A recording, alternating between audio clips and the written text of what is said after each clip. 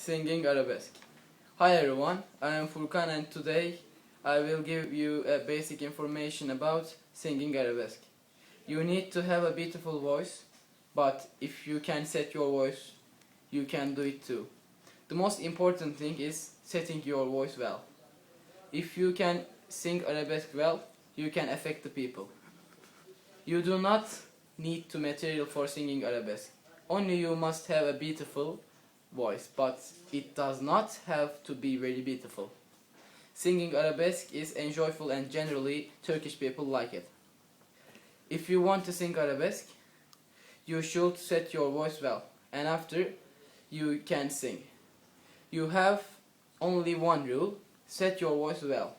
In the future, it can make you more attractive because some people like saying and listening arabesque.